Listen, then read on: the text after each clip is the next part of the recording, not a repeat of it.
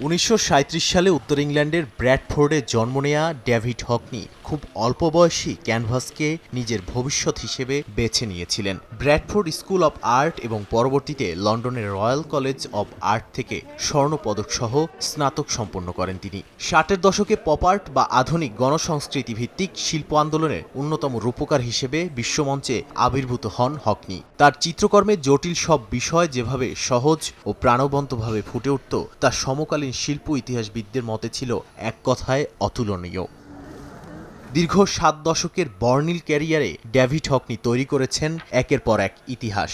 2018 সালে নিউ ইয়র্কের এক নিলামে তার আঁকা পোর্ট্রেট অব অ্যান আর্টিস্ট চিত্রকর্মটি প্রায় $9 কোটি 30 লাখ বিক্রি হয়, যা সে সময় জীবিত কোনো শিল্পীর কাজের ক্ষেত্রে ছিল সর্বোচ্চ মূল্যের রেকর্ড। ক্যানভাস ছাড়াও শিল্পকলায় প্রযুক্তির ব্যবহারে তিনি ছিলেন সমান পারদর্শী। জীবনের শেষ দিনগুলোতেও আইপ্যাড ও ডিজিটাল মাধ্যমে ছবি এঁকে নিজের সৃজনশীলতার প্রমাণ দিয়ে গেছেন এই দূরদর্শী রূপকার।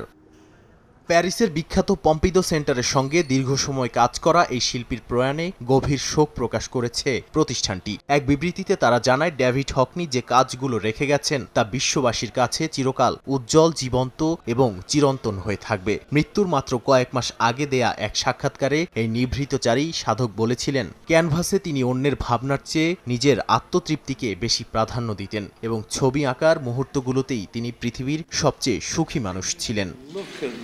নাদিম মারজান, সময় সংবাদ।